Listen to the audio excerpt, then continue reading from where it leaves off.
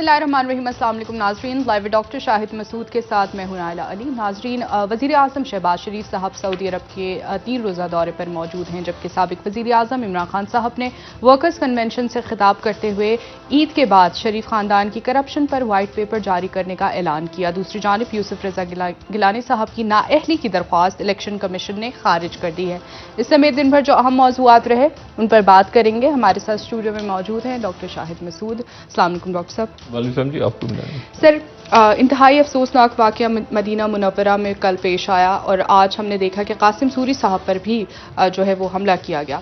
आप इस रवैये को, इस पुरतशद्दुद रविश को कैसे देख रहे हैं? इसको कैसे काबू कर सकती है हुकूमत या फिर जो इमरान खान साहब की पार्टी है? क्योंकि दोनों साइड से हो रहा है। क्या आप समझते हैं कि ये रवैया ऐसे हालात पर दुरुस्त? नहीं, देखें, इस पे तो बहुत दिनों से हम बात करते रहे हैं कि जो ये तशद्दुद की तरफ जा रहा है मामला, पुरतशद्दुद, यानी अब वो बहस या दलील या उससे बढ़ के मामला जो है वो तशद्दुद की तरफ जा रहा है। और पिछले कई महीनों से ये हम देख रहे हैं पाकिस्तान में, पूरी दुनिया में असल में सियासत जो है वो एक इंतहा पसंदी की तरफ जाती नज़र आ रही है, लेकिन जो रियासतें हैं वो उसको काबू पा लेती हैं, उस पर काबू पाती हैं। चाहे ख्वाह वो आप ये देखें जैसे फ्रांस में इलेक्शंस हुए या और मुल्कों में इलेक्शंस हो रहे हैं जहाँ दाएं बाजू की जमातें हैं बिल्कुल उनके ऑपोजिट, लेकिन वहाँ सड़कों पे झगड़े मार कुटाई नहीं हो रही।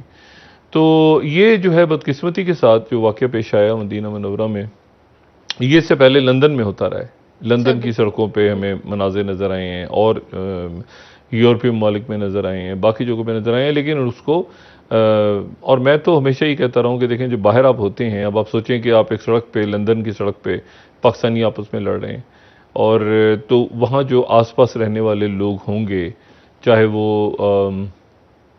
वहाँ के मकामी लोग हों या ये है कि वो दूसरे मुल्कों के लोग वहाँ रिहाइश पजीर हों, तो उनके ऊपर क्या क्या इंप्रेशन जाएगा कि लंदन की सड़कों पे मुजाहरे हो रहे हैं और पुलिस खड़ी है और सोच रही कि क्या ये हमारे यहाँ क्या हो रहा है। अच्छा, यहाँ पाकिस्तान में नहीं हो रहा, वो बाहर हो रहा है।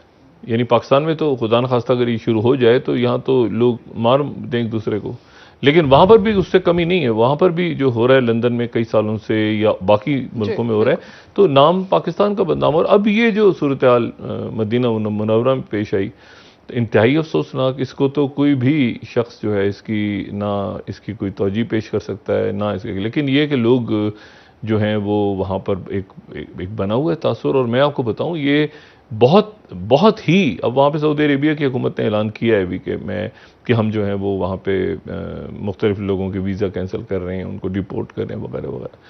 लेकिन आप ये देखें कि ये क्या कोई अच्छी बात है?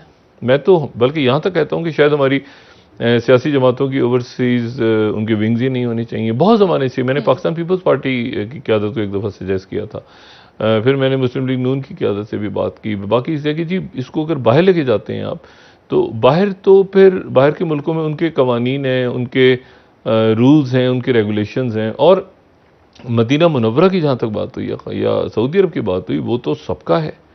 वहाँ तो सियासत से, वहाँ तो तसव्वुर भी नहीं हो सकता कि वहाँ पर इस तरह की बात हो, लेकिन बदकिस्मती से वाक़या पेश आया और उसमें अब वहाँ से डिपोटेशन। और मैं आपको बताऊँ, ये देखें, मैं आज सिर्फ ये देख रहा था कि हमारे बड़ा हमारा करीबी मुल्क, बहुत करीबी मुल्क, बहुत ज़्यादा हमारा जो है वो ऐसा मुल्क जिनके साथ हमारे स्ट्रेटेजिक ताल्लुकात भी हैं और हमारा बरादर मुल्क है। लेकिन मैं यहाँ पे जो 10वीं स्लाइड है, डेली सबक को कोट कर रहा हूँ। चंद रोज़ पहले, मैं पहले भी बात कर चुका हूँ कि मैं जब टर्की गया तो वहाँ पर कुछ महीने पहले भी और काफ़ी वहाँ पे जाने का इत्तेफाक हुआ, ट्रांजिट में भी, और वहाँ पर ये देखा कि वहाँ पे जो गैर कानूनी तारकीन वतन हैं, पाकिस्तान से भी, इंडिया से भी, बांग्लादेश, लेकिन पाकिस्तान से चूँकि ज़्यादा क्रॉस होता है तो इसलिए वहाँ बहुत बड़ी तादाद में, तो वहाँ पे अब जनाब वहाँ पे गैंग्स बन गए। और मुझे वहाँ के सफारतकारों ने भी बताया कि जी मुख्तलिफ गैंग्स बन गए हैं जो कि इल्लीगली यहाँ पर आए हुए हैं और हमें समझ नहीं आता कि हम क्या करें। मैंने कहा जी अच्छा, मैं खामोश चला उस वक्त, मैंने उनसे ज़्यादा बात नहीं की। लेकिन अब ये बदकिस्मती के साथ ये डेली सबा का एक न्यूज़ है कि Pakistani gangs holding Nepalis hostage in Istanbul nabbed. ठीक है। वहाँ पर जो नेपाल के कुछ लोग थे उनको एक पाकिस्तानी गैंग ने पकड़ के वहाँ पे टर्किश पुलिस ने वो तकसीम स्क्वायर से अगवा किया था विक्टिम्स। वो वॉक कर रहे थे तकसीम स्क्वायर पे और वहाँ पर उनको जो है वो अगवा कर लिया और उसके बाद एक घर में ले गए और 3 दिन तक वहाँ पे टॉर्चर किया। ये उसके बाद पुलिस ने वहाँ पे रेड किया और रेड करने के नतीजे में वहाँ पे छुड़ाया उनको, जो नेपाल के लोग थे और ये पाकिस्तानी गैंग था। और ये जो है ये गैंग जो था ये मांग रहा था 1 लाख यूरोज उनसे रैंसम में। ठीक है। अब ये अच्छा ये खबरें मेन स्ट्रीम अगर वहाँ पर जी 10,000 यूरोज, तो ये अगर वहाँ पर मेन स्ट्रीम में आ रही हैं खबरें तो इसका मतलब है कि हमारे लोग वहाँ पर जो हैं वो उनका कोई अच्छा नाम वो नहीं, और ना सिर्फ ये कि यूरोप में बाकी जो भी छोड़ दें, लेकिन ये मैं बात कर रहा हूँ सिर्फ टर्की की। और उसके बाद फिर अरब न्यूज़ ने आज ये खबर लगाई कि Turkey titans visa policy after Pakistani nationals found involve in Istanbul kidnapping. तो बात यह है कि हमने खुद ये जहन में रखना है, खुद हमने ध्यान रखना है, खुद हमने ये सोचना है कि क्या हम कर रहे हैं। यहाँ पे वीज़े कैंसिल हो रहे हैं, उनकी कोई इज्जत नहीं लोग कर रहे हैं आपकी, वहाँ जाकर आप ये मार धाड़ में लग जाते हैं, अपने घर वालों को आपने संभालना होता है, पैसे भेजने होते हैं, मेहनत मजदूरी करनी होती है। मुल्क छोड़ के तो खुशी से कोई भी नहीं जाता, लेकिन वहाँ जाकर अगर आप ये कुछ करेंगे टर्की में या सऊदी अरेबिया में या यूरोप के किसी मुल्क में या अमेरिका में या कहीं पर भी, तो ये बदनामी होगी और इसका नुकसान आपकी ज़ात को भी होगा और पाकिस्तान का नाम भी ख़राब होगा। तो मेरी गुजारिश है बराह करम इसको यहाँ रोका जाए। जो क़यादतें हैं वो अपने लोगों को मना करें सख्ती के साथ, लेकिन ये कहना कि जी ऐसा तो होगा, ये तो कुदरती अमल है, ऐसा तो होगा, तो फिर उसके नतीजे में मैं ये समझता हूँ कि आने वाले दिनों के अंदर ये पाकिस्तान में भी होने जा रहा है। और ये पाकिस्तान में होने इसलिए जा रहा है क्योंकि मतलब ये देखें ना जो कासिम सूरी साहब के साथ वाक़या पेश आया, पहले वो वहाँ पे शाहज़ेन बुगटी साहब के साथ हुआ, फिर मरियम औरंगज़ेब साहबा को हमने देखा, फिर उसके बाद वो ख़त्म, लेकिन फिर कासिम सूरी साहब पे उसका रिएक्शन हुआ, उसी कुछ देर के बाद वो यहाँ पे गालिबन सहरी के वक्त बैठे हुए थे, उन पर हमला हुआ। तो ये वाक़यात तो बड़े अजीब से हैं कि 2 आदमी जा रहे हैं एयरपोर्ट पे अकेले, तो कुछ लोगों ने उनको घेर लिया और वहाँ पे वीडियो बना ली, और कोई बाज़ार में जा रहा है, कोई घर से निकला, तो उसके बाद ये है ना कि घरों को घेरेंगे और ये निकलना मुश्किल हो जाएगा। ये मुल्क जो है ये फिर खाना जंगी की तरफ खुदा ना खास्ता है अफरा तफरी की तरफ चला जाएगा। तो सियासतदानों से गुजारिश है, अकाबरीन से गुजारिश है कि खुदारा थोड़ा सा इसको माहौल को मुनासिब करें। मतलब ये तो मुनासिब नहीं है, लेकिन गली एक ही गली है, उस गली के अंदर पीपल्स पार्टी वाले भी रहते हैं, उसमें पीटीआई वाले भी रहते हैं, उसमें मुस्लिम लोग अब आपस में लड़ना शुरू कर देंगे अगर, और हर एक को पता है कि जी फलाना आदमी होटल पे बैठा है, फलाना आदमी बाहर जा रहा है, फलाना आदमी, ये अगर शुरू हो गया मुल्क में तो फिर इसका तो कोई इख्तिताम नहीं है। तो ये वहाँ का रिएक्शन यहाँ भी शो हुआ, यहाँ का रिएक्शन अभी मुझे इस बात का खदशा है कि ये पाकिस्तान में, क्योंकि अभी तक की मामला खत्म नहीं हुआ क़यादतों की तरफ से उतना ही। और मैंने पहले भी बात की थी कि अगर क़यादतों हॉस्टिलिटी की तरफ नहीं, वो अगर ऊपर ज्यादा होगी ना, ऊपर ज्यादा इस तरह की बात होगी तो नीचे कारकुनों तक बहुत ज्यादा जाएगा। वो जैसे मैं हमेशा कहता हूँ, बानी एमक्यू कहते थे कराची बंद कर दो, तो कराची बंद कर दो कहते थे तो 250 लाशें गिरती थी। वो हालांकि जुमला उनका थे कराची बंद होना चाहिए, नीचे वो ज्यादा उसको लोग कारकुन किस तरह ट्रांसलेट करते हैं, किस तरह समझते हैं, किस तरह उस मैसेज को लेते हैं, तो वो बड़ी खतरनाक चीज हो जाती है। तो इसको अगर यहाँ ना रोका गया, इस शिद्दत पसंदी को, या हर तरफ से, और इसमें हर पार्टी भी आ जाएगी, इसमें हर सोच जो है वो अगर इख्तलाफ होगा तो वो सब आएंगे इसमें, ये कोई मुनासिब नहीं, और ये मुल्क से बाहर जा रही हैं चीजें। इन्हें हमें सोचना चाहिए कि वहां पर जो सऊदी अरेबिया में वो जो वहां लोग थे, मकामी लोग, मतलब हम तो खुश हो रहे हैं ना, वहां पे चले खुश हो गए जी, नारा लगा दिया हमने, बड़ा अच्छा किया। वहां पर जो बाकी इंडोनेशिया के लोग हैं, सऊदी अरेबिया के हैं, मलेशिया के हैं, बांग्लादेश के हैं, इंडिया के हैं, तुर्की के लोग हैं, वो क्या सोच रहे हैं, वो क्या देख रहे हैं कि यार 1 मिनट, ये इनके मुल्क के थोड़े से लोग वहां जमा होकर वीडियो बना रहे हैं और हंस रहे हैं, खुश हो रहे हैं, और बड़ा बड़ा मतलब ये आप ये देखें कि तासुर आपका क्या जा रहा है, तासुर वहां पे क्या जा रहा है, और क्या ये मुल्क जो बाकी मुल्क बर्दाश्त करेंगे, ज्यादा देर तक नहीं बर्दाश्त करेंगे।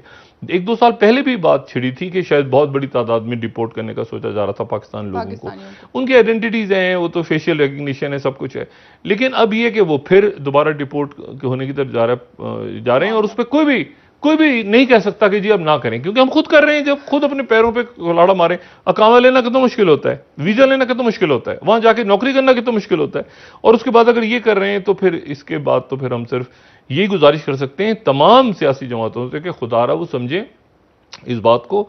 और मेरे ख्याल से इस पर क्रैकडाउन हमारे जो रियासती इदारे हैं वो भी करेंगे, वो भी इस बात को संजीदगी से लेंगे। कभी अदालतों के पीछे लोग लग जाते हैं, कभी जो है अदारों के पीछे लग जाते हैं, कभी ये शुरू हो जाता है ट्रेंड।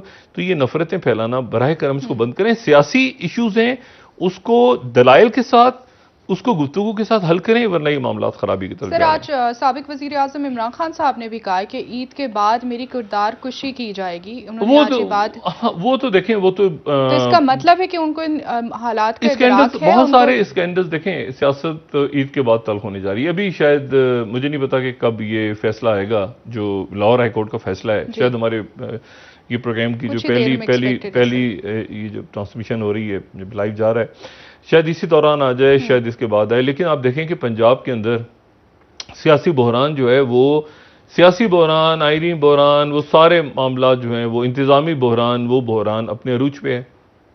और आज भी तमाम रोज़ जो है वो ये तय नहीं हो सका कि हमजा शहबाज साहब जो हैं उनसे हलफ उठाया जाएगा। हलफ कौन उठाएगा? जो गवर्नर पंजाब हैं उमर चीमा साहब, उन्होंने थोड़ी देर पहले दोबारा ये कहा है कि जी मैंने सदर से राय ली थी, सदर ने कहा कि अब कौन हलफ उठाएगा? चीफ जस्टिस के हलफ उठाएंगे वो, chief justice Lahore high court. क्या लाहौर हाई कोर्ट के चीफ जस्टिस हलफ उठाते हैं तो वो फिर वही बयानी हो जाएगा कि अदालतें सियासत में क्यों आ रही हैं। अच्छा, फिर उसके बाद जो है वो अगर सादिक सिंजरानी साहब का मुझे नहीं पता कि आईनी तौर पे क्या कैसे बनता है, किसी को हलफ उठाना है नहीं उठाना, फैसला महफूज है, फैसला आने के बाद उस पर बात हम कर सकते हैं। लेकिन ये अब देखिए कितना बड़ा एक आईनी बहरान है कि एक chief justice Lahore high court रोज़ ये समात कर रहे हैं, लेकिन इसको मतलब इसको किस तरफ लेके जाना है, इस मामले को कैसे सुलझाना है। और स्पीकर से वो कहते हैं तो स्पीकर तो परवेज इलाही साहब हैं, गवर्नर से कहते हैं तो गवर्नर तो कह रहे हैं कि मैं उठाऊंगा ही नहीं, मैं किसी सूरत नहीं उठाऊंगा, मैं कोई यहाँ पे मतलब है कि मैं क्यों उठाऊं। और सदर जो है वो भी उस पर कह रहे हैं, गवर्नर के साथ ऑन पेज हैं।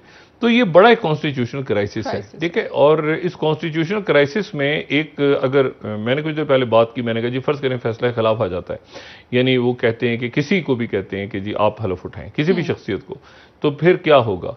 तो वही हुकूमत की हिकमत अमली वही है। हुकूमत से मुराद मेरी पंजाब हुकूमत है, यानी पंजाब हुकूमत उस्मान बुज़दार साहब, यानी परवेज इलाही साहब, यानी इमरान खान साहब। उनकी हिकमत अमली है कि इसको इंट्रा कोर्ट अपील कर देंगे फौरी तौर पे कि ये जो है ये सिंगल मेंबर जो है ये हुआ है, इसको लार्जर बेंच बना के सुना जाए। और लार्जर बेंच बना के सुना जाए। और ये कैसे हो सकता है कि अदालत जो है वो पार्लियामान को कहे कि आप ऐसा करें, लेकिन अदालत ने पहले भी पार्लियामान को कहा था। वो जब पहले फैसला हुआ था, जब अदालतें रात को खुली थी और वो सारा इशू था, अदालत के हुक्म पे ही सारा हुआ, पार्लियामेंट में हुआ। लेकिन अदालत इस मरहले पे क्या कहती, किसको कहती है, किसको डायरेक्शन देती है? क्योंकि वो खुद ये अदालत कई दफा कह चुके हैं कि इस मामले को आपस में हल करें, आपस में मसला हल नहीं हो रहा, फिर अदालत में, तो ये इंट्रा कोर्ट अपील दायर हो जाएगी। इंट्रा कोर्ट अपील गालिबन दायर होगी तो उसके बाद वो इंट्रा कोर्ट अपील चली जाएगी और कल गालिबन आखिरी दिन है अदालतों का, उसके बाद ईद की छुट्टियां शुरू। तो ये मामला चला जाएगा 6 तारीख के बाद तक, और 6 तारीख के बाद तक वो ही होगा कि वो जो मुनहरिफ अराकीन है उनका फैसला, तो मुनहरिफ अराकीन का फैसला। और मुनहरिफ अराकीन का फैसला जो है वो पंजाब में तो उन्होंने वोट डाल दी है, तो वो तो बिल्कुल खुला केस है बकौल तहरीक इंसाफ के कि उन्होंने तो वोट डाला है। मरकज में तो फैसला अभी बाकी है कि वोट नहीं डाला, तो इत्तेहादी जो है उनके साथ मतलब वो एक अलग केस है, लेकिन वहां तो वोट डाल चुके हैं। अब वो अगर वोट डाल भी देते हैं, फर्ज करें हलफ, एक तो हलफ उठाना वो किसको कहती है अदालत, ये एक इशू बनाएगी तहरीक इंसाफ कि भाई कैसे कहा, किसको कहा, क्यों कहा। दूसरी बात यह है कि वो जो मुनहरिफ अराकीन हैं उनके तो खिलाफ फैसला आया ही आया, क्योंकि वो तो कोई तुकी नहीं बनती, पंजाब की बात हो रही है। तो वो जैसे ही फैसला आया तो साथ ही स्पीकर जो है उन्होंने कह दिया कि आप जो है वो जरा एतमाद का वोट लें, और एतमाद का वोट लें। हमजा शहबाज साहब तो एतमाद उधर से मुनहरिफ अराकीन 20-25 निकल गए, तो साथ ही वो जो है वो कैसे एतमाद का वोट।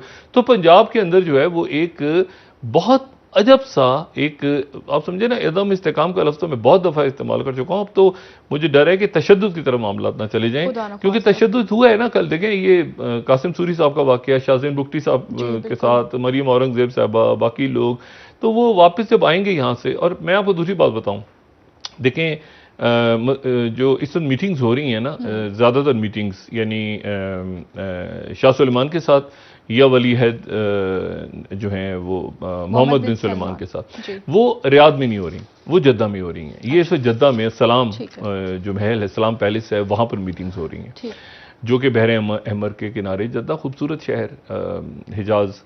तो ये मदीना मुनव्वरा पहले गया पाकिस्तान का डेलीगेशन और वहाँ से अब जद्दा पहुँचा है, तो जद्दा में मीटिंग्स होंगी और जद्दा में मीटिंग्स होंगी और जद्दा में मीटिंग्स में एक मीटिंग्स तो पाकिस्तान की हो रही हैं, लेकिन उसके साथ ही ये ज़हन में रखें कि एक बहुत इंपॉर्टेंट मीटिंग इसी दौरान तैयब एर्दोगन साहब की हो गई है।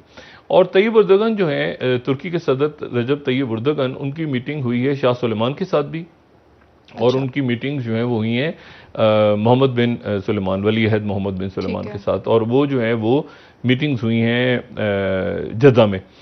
अच्छा, अब इसमें यहाँ ये बात बड़ी इंपॉर्टेंट है कि क्या शहबाज शरीफ साहब, और ये भी तलात आ रही है शहबाज शरीफ साहब तैयब एर्दोगन की मीटिंग हो सकती है, आपस में हो जाए, लेकिन ये कि तुर्की में भी मीटिंग्स हो सकती हैं, यहाँ पर भी एक मीटिंग हो सकती है अगर वो यहाँ पे मौजूद हैं तैयब एर्दोगन साहब।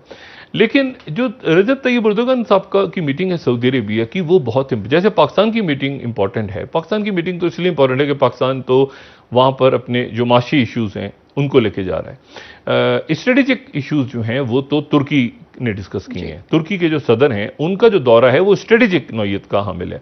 पाकिस्तान का जो दौरा है वो उसमें कोई स्ट्रेटेजिक मामला डिस्कस होने नहीं जा रहे। स्ट्रेटेजिक हवालों से तुर्की के सदर का दौरा इसलिए इंपॉर्टेंट है कि तुर्की जो है उसने 2010 के बाद से, मैं ये बात कह चुका हूँ पहले और आज दोबारा इसको दोहराना ज़रूरी है कि उन्होंने अख़वानुल मुस्लिमून की तरफ उनका झुकाव रहा, और उसके बाद अख़वानुल मुस्लिमून जो हैं ये हसन अल बना, अख़वानुल मुस्लिमून के बगैर हम मशरिक़ वस्ता को भी नहीं समझ सकते और पूरी दुनिया की शायद सियासत को भी, ग्लोबल पॉलिटिक्स को भी नहीं समझ सकते जब तक हम अख़वानुल मुस्लिमून को ना समझें।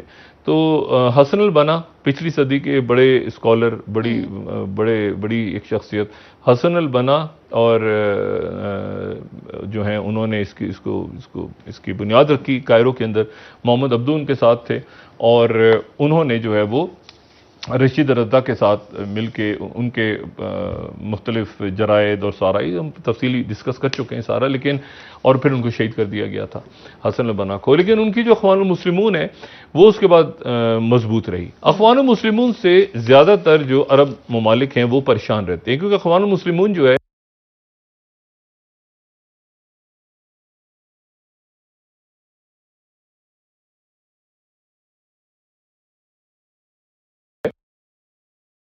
मोहम्मद मुर्सी सदर इलेक्ट हुए तो तुर्की उन मुल्कों में से एक था जो मोहम्मद मुर्सी के साथ खड़ा था, और बड़ी तादाद में अख़वानुल मुस्लिमून या मुस्लिम ब्रदरहुड के लोग जो थे वो तुर्की में आके उन्होंने पनाह ली, और तुर्की में आके पनाह ली बहुत बड़े पैमाने पे, और तुर्की में उनको नेशनैलिटीज़ भी मिल गई और वो शहरियतें, हम हालिया दिनों में भी हमें पता है। और ये ज़हन में रखें कि अख़वानुल मुस्लिमून जो है, अख़वानुल मुस्लिमून की जो फ़लस्तीन में शाख है उसे हमास कहते हैं। अच्छा जी, हमास जो है वो अख़वानुल मुस्लिमून है। तो अख़वानुल मुस्लिमून की ट्यूनिस में चले जाएं या बहरीन में चले जाएं या ईरान में चले जाएं,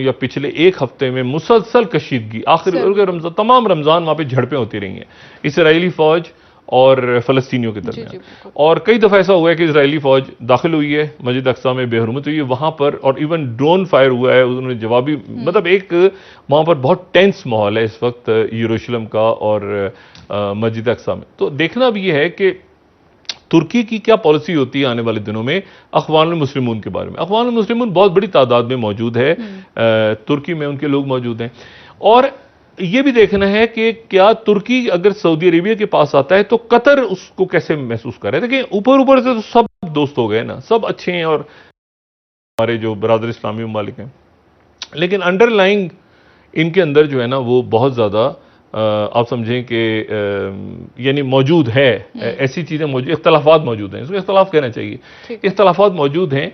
लेकिन उसमें ये बहुत बड़ी बात है कि तुर्की के सदर का दौरा है सऊदी अरब 2017 के बाद। सऊदी अरेबिया वहाँ पर इन्वेस्टमेंट करने जा रहा है। सऊदी अरेबिया जो है इस वक्त दुनिया की चंद सबसे मजबूत मईशतों में से एक है। ये बात ध्यान में रखें कि मोहम्मद बिन सुलेमान और बाइडन की अभी तक बात नहीं हुई फोन पे। जी, मोहम्मद बिन सुलेमान और बाइडन की अभी तक टेलीफोन पे नहीं, वो तो इनकार कर दिया था, उससे पहले भी बात नहीं हुई। जब से बाइडन ऑफिस में आए हैं तो ऐसा नहीं कि उनकी सिर्फ इमरान खान से बात नहीं हुई, उनकी एमबीएस से भी बात नहीं हुई। एमबीएस ने फोन नहीं उठाया, वहां हालात दूसरे हैं। लेकिन मैं आपको ये बता रहा हूं कि उनकी जो मईशत है कि ऑयल के प्राइसेस ऊपर नीचे हो रही हैं और फिर स्ट्रेटेजिक उनकी पोजीशन सऊदी अरेबिया बहुत माशी। इराक के अंदर गवर्नमेंट अभी नहीं बनी, ठीक है, मुक्तदा सदर की गवर्नमेंट कैसे बनेगी, उसके खदोखाल कैसे होंगे उसमें। इसी तरह से टर्की जो है उसका स्ट्रेटेजिक, टर्की और सऊदी अरेबिया के जो मामलात हैं वो सिर्फ पैसों के ऊपर नहीं है कि इतनी इन्वेस्टमेंट सऊदी अरेबिया करने जा रहा है।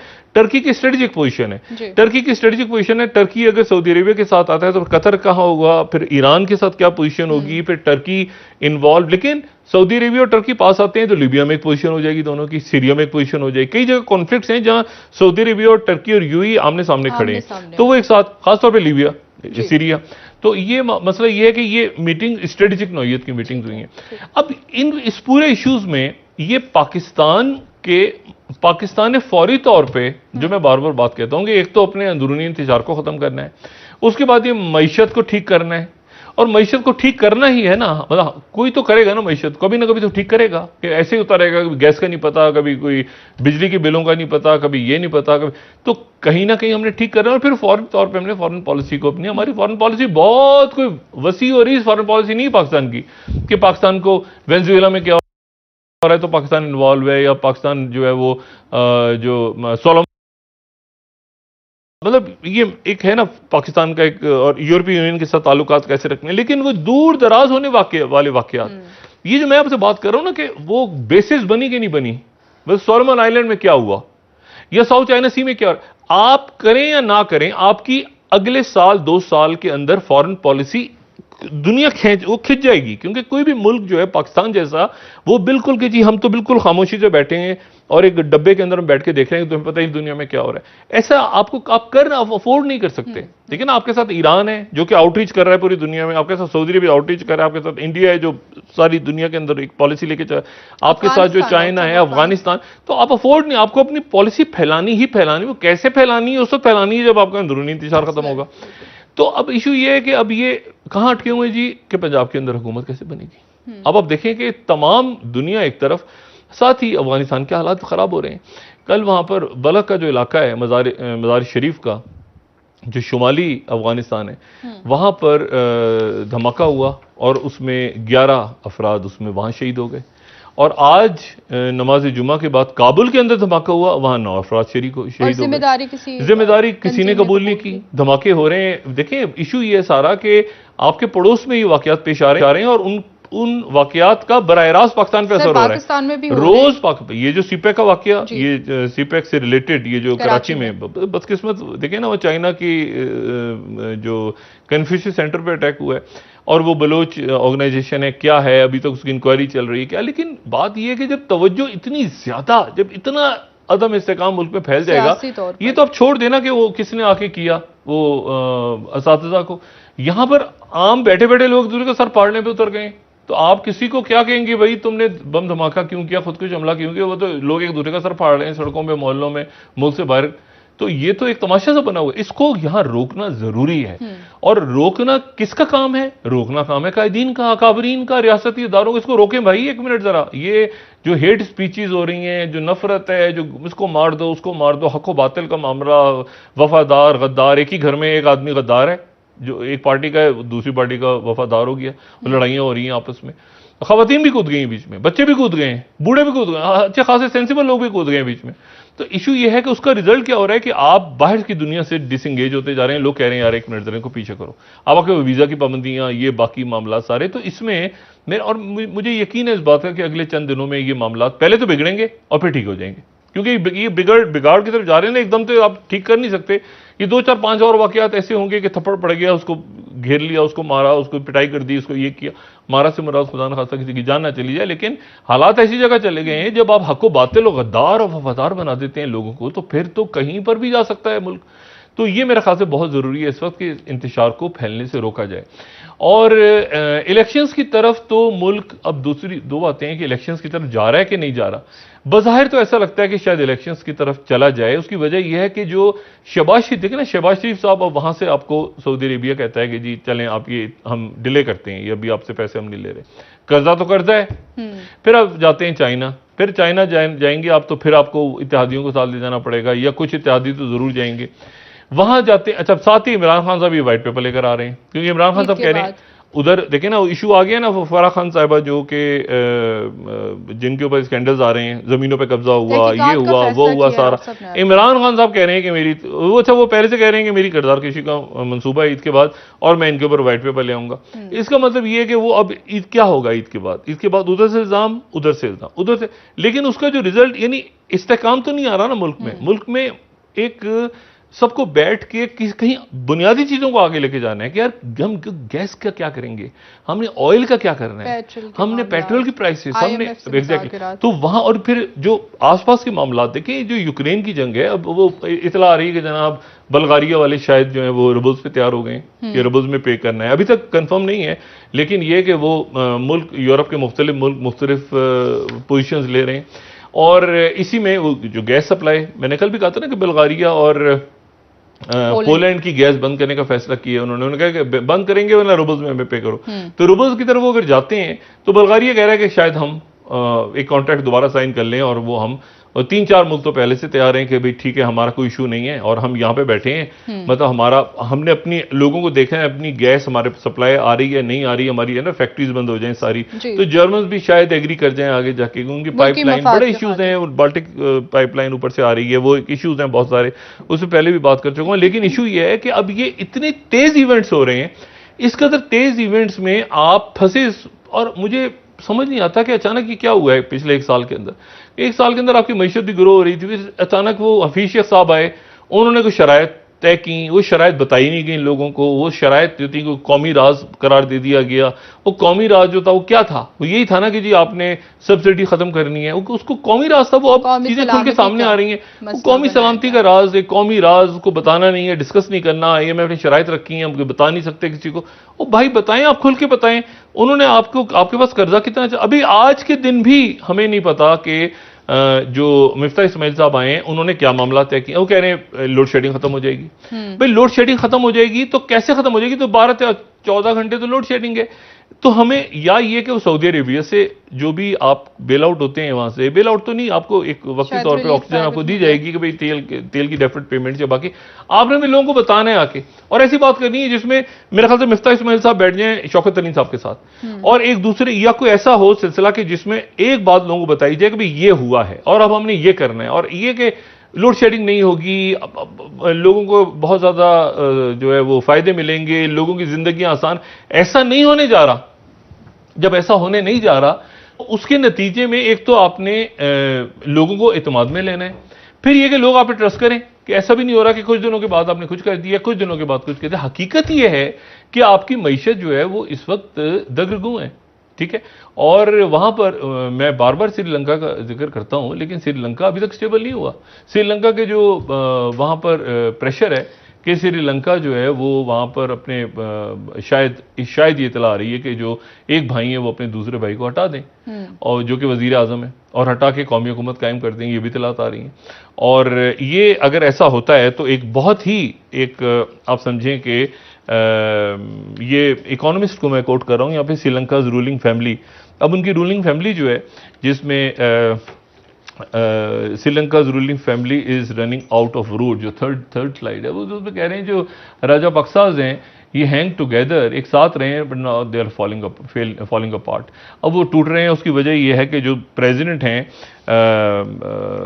गोताबाया, वो गोताबाया जो है शायद अपने भाई को वो फायर करने लगे हैं, उनका जो भाई, लेकिन उनके भाई पता नहीं करते ही नहीं करते, ये खबर किस तरह से मालूम इस बात को कि महिंदा जो हैं वो उनके भाई उनके हमायत में तो 117 वोट आ गए हैं, लेकिन ये गालिबन वहाँ पर एक कौमी हुकूमत बनाने की कोशिश कर रही है। हज़ारों लोग सड़कों पे हैं, मामलात हल नहीं हो रहे।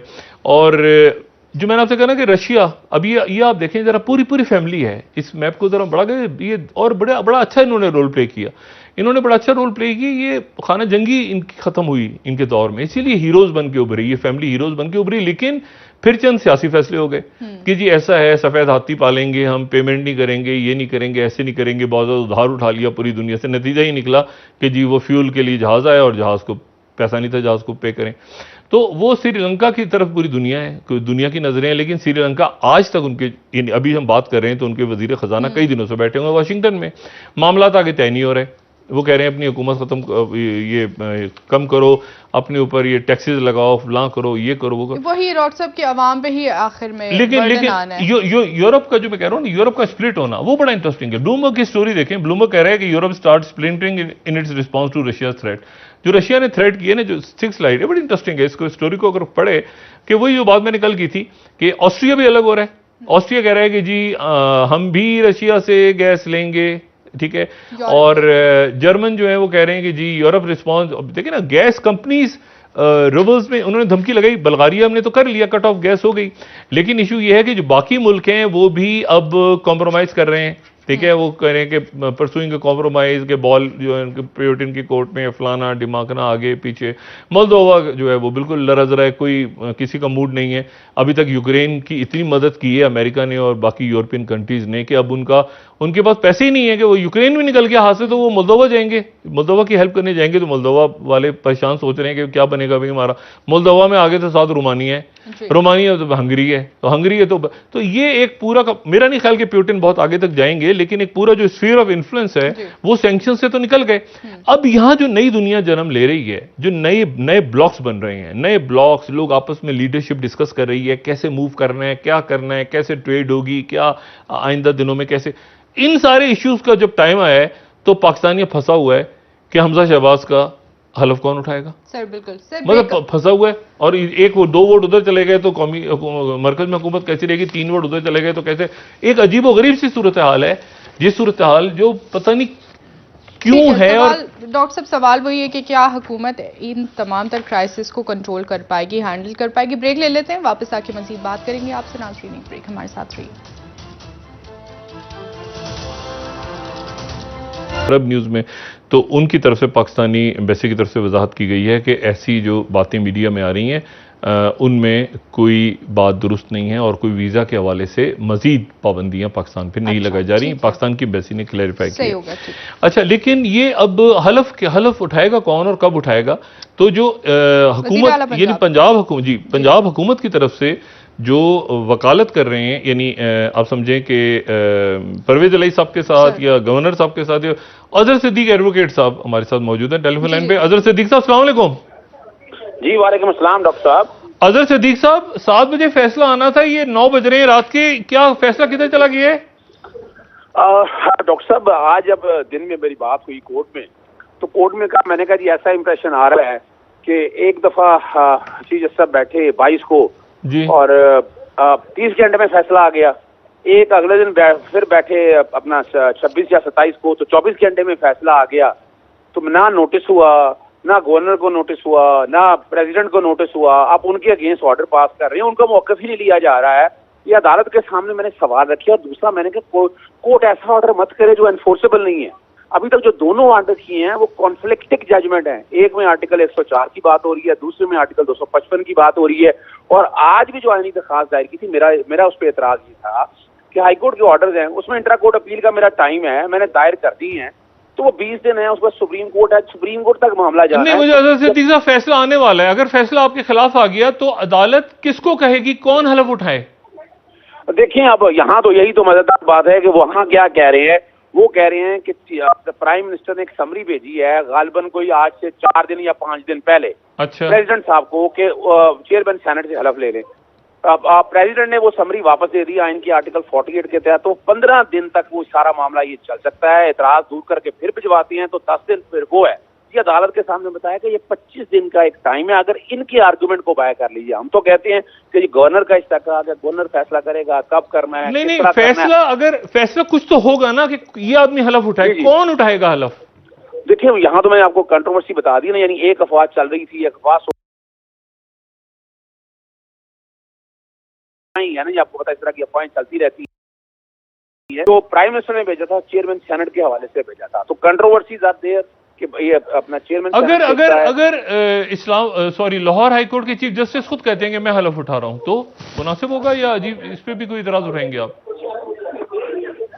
देखिए यहाँ चीफ जस्टिस खुद नहीं कह सकता। अगर कोर्ट का ऑर्डर ऐसा आएगा, कोर्ट का ऑर्डर ऐसा कोई आता है, क्योंकि लिस्ट तो चीफ जस्टिस के पास नहीं है, कोर्ट का अगर ऐसा कोई ऑर्डर आता है तो देयर इज अ पॉसिबिलिटी, लेकिन ये अनकॉन्स्टिट्यूशनल होगा कि अगर आप सारी चीजों को बाईपास करके the decision has to be made by the governor. Governor अपने हवाले से मामला को देख के आइन का आर्टिकल 104, 255 सबको पढ़ने के बाद अगर गवर्नर डिसाइड करते हैं कि मैं नहीं, फलां आदमी को नॉमिनेट करते हैं, तो वैसी बात हो सकती है। नहीं, ये जो फैसला भी आ रहा है आप इसको चैलेंज करने जा रहे हैं फिर? जी देखिए, जो भी फैसला आएगा, हम मिसाल के तौर पर अगर ये डायरेक्शन देते हैं कि फलां आदमी हलफ देगा, तो that is unconstitutional, we are going to challenge it. कि फिर नहीं, अदालत अगर कहती है कि चीफ जस्टिस उठाएं हलफ, तो आप उसको भी चैलेंज कर देंगे? जी बिल्कुल, ऑफ कोर्स लिखा ही कहीं नहीं है कि चीफ जस्टिस हलफ लेंगे। हमने कहां से इस बात को लेके आए? ये डिसीजन कोर्टों का काम नहीं है, ये पॉलिटिकल, देखे ना, ये पॉलिटिकल डिसीजन है। और इनको ये डर्टी डीलिंग जो है, ये मैंने कोर्ट में भी कहा कि ये बैठकर पार्लियामेंट में डिसाइड करनी चाहिए, सुबह ये असेंबली में डिसाइड होना चाहिए। लेकिन ये कोर्टें अगर करेंगी तो कोर्टें फिर जुडिशियल रेस्ट्रेंट का मुजाहरा करना चाहिए और इन चीजों को आगे लेकर चलना चाहिए ताकि हालात बेहतर हो सके। अच्छा, ये बताएं कि अच्छा, एक तो हो गया कि चीफ जस्टिस उठा सकते हैं ओथ, या ये चेयरमैन सेनेट को वो कह सकते हैं, या चेयरमैन सेनेट को भी आपने कहा कि वो नहीं कह सकते? फिर स्पीकर किसको कह सकते? स्पीकर कौमी असेंबली, स्पीकर कौमी असेंबली? देखिए वो बात वही आएगी जो कि फेडरल गवर्नमेंट ने एक प्रपोजल दी है, समरी मूव हुई है, एडवाइस गई है, तो वो 15 और 10 25 दिन है आर्टिकल 48 के अंदर। यानी इसको भी अगर करना है तो 25 डेज तक discussion is rest with the president.